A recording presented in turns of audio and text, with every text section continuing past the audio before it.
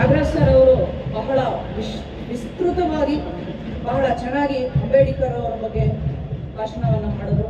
ನಾನು ಸಮಯದ ಅಭಾವವಿರೋದ್ರಿಂದ ನಾನು ಮುಖ್ಯವಾದ ಒಂದೆರಡು ಅಂಶಗಳನ್ನು ಹೇಳೋದಕ್ಕೆ ಇಷ್ಟಪಡ್ತೀನಿ. ಇವತ್ತು ನಮ್ಮ ಭಾರತದಲ್ಲಿ ಮಾತ್ರ ಅಂಬೇಡ್ಕರ್ ಜಯಂತಿಯನ್ನು ನಾವು ಆಚರಣೆ ಮಾಡ್ತಾ ಇಲ್ಲ.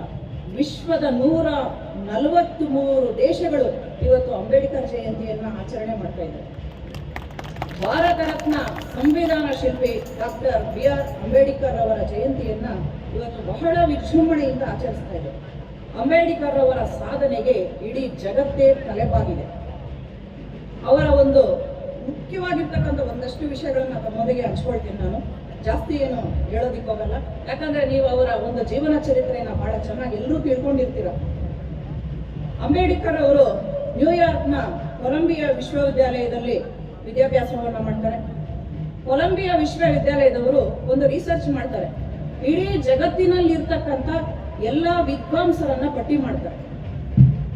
ನ್ಯೂಯಾರ್ಕ್ನ ಕೊಲಂಬಿಯಾ ವಿಶ್ವವಿದ್ಯಾಲಯದವರು ಆ ಒಂದು ಪಟ್ಟಿಯಲ್ಲಿ ಮೊದಲ ಸ್ಥಾನದಲ್ಲಿ ಫಸ್ಟ್ ಸ್ಕಾಲರ್ ಅಂತ ಹೆಸರು ಪಡೀತಕ್ಕಂಥವರು, ಇಡೀ ವಿಶ್ವದಲ್ಲೇ ಮೊದಲ ಸ್ಥಾನದಲ್ಲಿ ಹೆಸರು ಪಡೀತಕ್ಕಂಥವರು ಡಾಕ್ಟರ್ BR ಅಂಬೇಡ್ಕರ್ ಅವರು.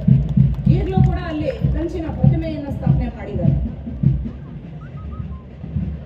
ಸುಮಾರು 33 ಡಿಗ್ರಿಗಳನ್ನು ಪಡೆದಂತ ಏಕೈಕ ಭಾರತೀಯ ಹಾಗೂ ವಿಶ್ವದ ಮೊದಲ ವಿದ್ವಾಂಸರು ಅಂದ್ರೆ ಡಾಕ್ಟರ್ BR ಅಂಬೇಡ್ಕರ್ ಅವರು. ವಿದೇಶದಲ್ಲಿ ವ್ಯಾಸಂಗವನ್ನು ಮಾಡಿ PhD ಮುಗಿಸಿ ಡಾಕ್ಟರೇಟ್ ಪಡೆದಂತ ಮೊದಲ ಭಾರತೀಯರು ಕೂಡ ಡಾಕ್ಟರ್ BR ಅಂಬೇಡ್ಕರ್ ಅವರು. ಹೀಗೆ ಹೇಳ್ತಾ ಹೋದ್ರೆ ವಿಶ್ವದಲ್ಲಿ ಪ್ರಪ್ರಥಮ ಸ್ಥಾನವನ್ನ ಬಹಳಷ್ಟು ಅಂಶಗಳಲ್ಲಿ ಇವರೇ ಪಡೆದಿದ್ದಾರೆ. ಅಂಬೇಡ್ಕರ್ ಅವರ ಜೀವನ ಚರಿತ್ರೆಯೇ ಒಂದು ದೊಡ್ಡ ಗ್ರಂಥಾಲಯ ಇದ್ದಾಗೆ. ಅವರ ಜೀವನ ಚರಿತ್ರೆಯನ್ನ ನಾವು ಅಭ್ಯಾಸ ಮಾಡಿದ್ರೆ ಸಾಕು, ಎಷ್ಟೋ ವಿಶ್ವವಿದ್ಯಾಲಯಗಳನ್ನ ಓದಿದ್ದಕ್ಕೆ ನಾವು ಸಮ. ಅವರ ಒಂದು ಜೀವನ ಚರಿತ್ರೆಯನ್ನ ಓದ್ತಾ ಹೋದ್ರೆ ನಮ್ಮ ಹೃದಯದ ವೈಶಾಲ್ಯತೆ ಬೆಳೀತಾ ಹೋಗುತ್ತೆ, ನಮ್ಮ ಮನಸ್ಸಿನ ವೈಶಾಲ್ಯತೆ ಬೆಳೀತಾ ಹೋಗ್ತದೆ, ನಮ್ಮ ಮನಸ್ಸು ವಿಶಾಲವಾಗುತ್ತಾ ಹೋಗುತ್ತೆ. ನಮ್ಮ ಮನಸ್ಸು ಚಿಕ್ಕದಾಗಿ ಸಂಕುಚಿತವಾಗಿ ನಾವೊಂದು ಹಳ್ಳಿಗೋ ಅಥವಾ ಒಂದು ತಾಲೂಕಿಗೋ ಒಂದು ಜಿಲ್ಲೆಗೋ ಒಂದು ರಾಜ್ಯಕ್ಕೆ ಸೀಮಿತ ಆಗಿರ್ತೀವಿ. ಆದ್ರೆ ಅವರ ಒಂದು ಜೀವನ ಚರಿತ್ರೆಯನ್ನ ಅವರ ಬಹಳವಾಗಿ ಅಧ್ಯಯನ ಮಾಡ್ತಾ ಹೋದ್ರೆ ನಿಜವಾಗ್ಲೂ ಕೂಡ ನಾವು ಒಬ್ಬ ವಿಶ್ವ ಮಾನವರಾಗ್ತೀವಿ. ಅವರಲ್ಲಿರ್ತಕ್ಕಂಥ ಸಂದೇಶಗಳನ್ನ ಮೈಗೂಡಿಸಿಕೊಂಡ್ರೆ ವಿಶ್ವ ಮಾನವರಾಗೋದ್ರಲ್ಲಿ ಯಾವುದೇ ಅನುಮಾನ ಇರೋದು. ಅಂಬೇಡ್ಕರ್ ಅವರು ಹೇಳ್ತಾರೆ, ನಾವು ಸುಖವಾಗಿದ್ದೀವಿ ಅಂದ್ರೆ ಸಾಲದು, ನಮ್ಮಿಂದ ಎಷ್ಟು ಜನ ಸುಖವಾಗಿದ್ದಾರೆ ಅನ್ನೋದು ಮುಖ್ಯ. ಆಗ್ಲೇ ಮನುಷ್ಯನ ಜೀವನ ಸಾರ್ಥಕ ಆಗೋದು. ನಾವೊಬ್ಬರು ಸುಖವಾಗಿದ್ದೀವಿ ಅಂದಿದ್ರೆ ಅಂಬೇಡ್ಕರ್ ಅವರು ಇಷ್ಟೆಲ್ಲ ಹೋರಾಟಗಳನ್ನ ಮಾಡಿ ಇಷ್ಟೆಲ್ಲ ಸಾಧನೆ ಮಾಡ್ತಕ್ಕಂಥ ಅವಶ್ಯಕತೆ ಇರಲೇ ಇಲ್ಲ. ದೇವರ ದೃಷ್ಟಿಯಲ್ಲಿ ಎಲ್ಲರೂ ಸಮಾನರು, ಆದ್ರೆ ಮನುಷ್ಯನ ದೃಷ್ಟಿಯಲ್ಲಿ ಪ್ರತಿಯೊಬ್ಬರು ಸಮಾನರು ಎಂಬತಕ್ಕಂಥ ಭಾವನೆ ಬಂದಾಗಲೇ ಈ ಸಮಾಜದ ಒಂದು ಬದಲಾವಣೆ ಸಾಧ್ಯ. ಅದುವರೆಗೂ ಕೂಡ ಸಮಾಜ ಬದಲಾಗುವುದಿಲ್ಲ. ಈ ಸಮಾಜ ಬದಲಾಗುವವರೆಗೂ ಕೂಡ ನಾನು ಹೋರಾಟ ಮಾಡ್ತಾ ಇರ್ತೀನಿ ಅಂತ ಹೇಳ್ತಾರೆ. ಬಹಳ ಚಿಕ್ಕಂದಿನಿಂದಲೂ ಕೂಡ ಅಸ್ಪೃಶ್ಯತೆಯನ್ನ ಹತ್ತಿರದಿಂದ ನೋಡಿದಂಥವ್ರು. ಬಾಬಾ ಸಾಹೇಬರು ಕುಡಿಯೋದಿಕ್ಕೆ ನೀರು ಕೊಟ್ಟಿರೋದಿಲ್ಲ, ಓದೋದಿಕ್ಕೆ ಪುಸ್ತಕ ಕೊಟ್ಟಿರೋದಿಲ್ಲ, ಕೆಲವೊಂದು ಮನೆಗಳಿಗೆ ಬಾಡಿಗೆಗೆ ಹೋದಾಗ ಅವರಿಗೆ ಬಾಡಿಗೆ ಸಿಕ್ಕಿರೋದಿಲ್ಲ. ಬಹಳಷ್ಟು ನೊಂದು ಬೆಂದು ಅಸ್ಪೃಶ್ಯತೆಯ ಈ ಜ್ವಾಲೆಯಲ್ಲಿ ಬೆಂದು ಬಳಲಿ ನೊಂದು ಬಹಳಷ್ಟು ಕಷ್ಟಪಟ್ಟಿರ್ತಕ್ಕಂಥ ಇಡೀ ಭಾರತಕ್ಕೆ ತಳಪಾದಿಯಾದಂತ ಕೋಟ್ಯಂತರ ಜನರ ಹಣೆ ಬರವನ್ನ ಒದಗಿಸಲಿರ್ತಕ್ಕಂಥ ಇವತ್ತು ಭದ್ರ ಬುನಾದಿಯಾಗಿ ನಾವು ಆಡಳಿತ ನಡೆಸಬೇಕು ಅಂತಂದ್ರೆ ಅವರ ಒಂದು ಕೈದೀವಿಗೆ ಇಡೀ ಜಗತ್ತೇ ಅವರಿಗೆ ಅವರ ಒಂದು ಕೈದೀವಿಗೆ ನಮಸ್ಕರಿಸ್ತಾ ಇದೆ. ಅಂತ ಅದ್ಭುತವಾದ ಗ್ರಂಥನೇ ನಮ್ಮ ಸಂವಿಧಾನ. ಅವರ ಒಂದು ಸಂಕುಚಿತ ಮನೋಭಾವ ಇದ್ದಿದ್ರೆ ಅವರಲ್ಲಿ, ಅವರು ಕರಡು ಸಮಿತಿಯ ಅಧ್ಯಕ್ಷರಾಗಿದ್ದರು. ನಮ್ಮ ಸಂವಿಧಾನದ ಕರಡು ಸಮಿತಿಗೆ ಅಧ್ಯಕ್ಷರಾಗಿದ್ದರು. ಅವರೇನಾದ್ರು ನಾನು ಮೊದಲಿಂದ ಕಿರುಕುಳ ಅನುಭವಿಸ್ತಾ ಬಂದಿದ್ದೀನಿ, ಅಸ್ಪೃಶ್ಯತೆಯನ್ನು ಅನುಭವಿಸ್ತಾ ಬಂದಿದ್ದೀನಿ, ನಾನು ಯಾಕೆ ಇಷ್ಟೆಲ್ಲ ಮಾಡಬೇಕು ಅನ್ನೋ ಒಂದೇನಾದ್ರೂ ಅವರ ಸಂಕುಚಿತ ಮನೋಭಾವ, ಸಣ್ಣ ಮನಸ್ಸೇನಾದ್ರೂ ಅವರಲ್ಲಿ ಬಂದ್ಬಿಟ್ಟಿದ್ದಿದ್ರೆ ನಿಜವಾಗ್ಲೂ ಕೂಡ ಇವತ್ತು ಬೃಹತ್ ನಮ್ಮ ಲಿಖಿತ ಸಂವಿಧಾನ ಏನಿದೆ ಇಡೀ ಪ್ರಪಂಚದ ಮೆಚ್ಚುಗೆಯನ್ನ ಗಳಿಸಿರ್ತಕ್ಕಂಥ ಈ ಸಂವಿಧಾನವನ್ನ ರಚನೆ ಮಾಡಕ್ ಸಾಧ್ಯನೇ ಇರಲಿಲ್ಲ. ಅವರು ಈ ಸಂವಿಧಾನ ಕರಡು ಸಮಿತಿಯ ಅಧ್ಯಕ್ಷರಾಗಿದ್ದುಕೊಂಡು ಇಡೀ ಭಾರತದ ಜನಾಂಗವನ್ನ ಮನಸ್ಸಲ್ಲಿ ಇಟ್ಕೊಂಡಿದ್ರು. ಮೇಲ್ವರ್ಗದವರು, ಕೆಳವರ್ಗದವರು, ಶೋಷಿತ ಸಮುದಾಯದವರು, ಮಹಿಳೆಯರು, ಕಾರ್ಮಿಕರು, ರೈತರು, ಹೀಗೆ ಯಾವುದನ್ನು ಭೇದ ಭಾವ ಮಾಡಲಿಲ್ಲ.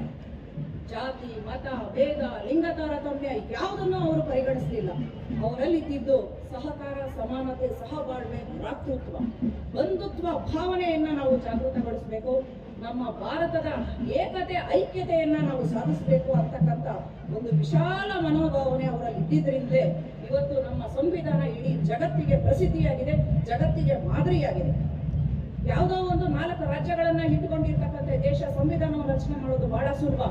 ನಮ್ಮ ಭಾರತ ಹಲವು ರಾಜ್ಯಗಳಿದೆ, ಹಲವು ಪ್ರಾಂತ್ಯಗಳಿದೆ, ಸುಮಾರು ಭಾಷೆ ಮಾತಾಡ್ತಕ್ಕಂಥ ಜನರಿದ್ದಾರೆ, ಹಲವಾರು ಧರ್ಮಗಳಿದೆ, ಹಲವಾರು ಮತಗಳಿದೆ, ಹಲವಾರು ಜನಾಂಗಗಳಿದೆ, ತಮ್ಮದೇ ಆದಂತಹ ಆಚರಣೆಗಳಿದ್ದಾವೆ, ಸಂಪ್ರದಾಯಗಳಿದ್ದಾವೆ. ಇವರೆಲ್ಲರನ್ನೂ ಕೂಡ ಗಮನದಲ್ಲಿ ಇಟ್ಟುಕೊಂಡು ಅವರು ರಚನೆ ಮಾಡಿದ್ರಲ್ಲ ಸಂವಿಧಾನ, ನಿಜವಾಗ್ಲೂ ಕೂಡ ಅವರು ಜಗತ್ ಪೂಜ್ಯರು. ಅವರನ್ನ ನಾವು ಇವತ್ತು ಫೋಟೋಗಳಲ್ಲಿ ಇಟ್ಕೊಂಡು ಪೂಜೆ ಮಾಡೋದಾಗ್ಲಿ, ಆಫೀಸ್ಗಳಲ್ಲಿ ಇಟ್ಕೊಳ್ಳೋದಾಗ್ಲಿ ಅಲ್ಲ. ನಿಜವಾಗ್ಲೂ ಅವರು ನಮ್ಮ ಹೃದಯದಲ್ಲಿ ಸ್ಥಾನ ಪಡಿಬೇಕು. ನಮ್ಮ ಇಡೀ ಭಾರತೀಯರ ಹೃದಯದಲ್ಲಿ ಅವರಿಗೆ ಸ್ಥಾನ ಇದೆ. ಇವತ್ತು ಇಡೀ ಜಗತ್ತಿನಲ್ಲಿ ಪ್ರತಿಮೆಗಳಿದೆ ಅಂತಂದ್ರೆ ಅದು ಹೆಚ್ಚು ಪ್ರತಿಮೆಗಳಿರೋದು ಡಾಕ್ಟರ್ ಬಾಬಾ ಸಾಹೇಬ್ ಅವರು. ಇಡೀ ಭಾರತದಲ್ಲಿ ನಾವು ನೋಡಕ್ ಹೋದ್ರೆ ಹೆಚ್ಚು ಪ್ರತಿಮೆಗಳು ನಮಗೆ ಕಾಣ್ತಕ್ಕಂಥದ್ದು ಬಾಬಾ ಸಾಹೇಬ್ ಅಂಬೇಡ್ಕರ್ ಅವರು.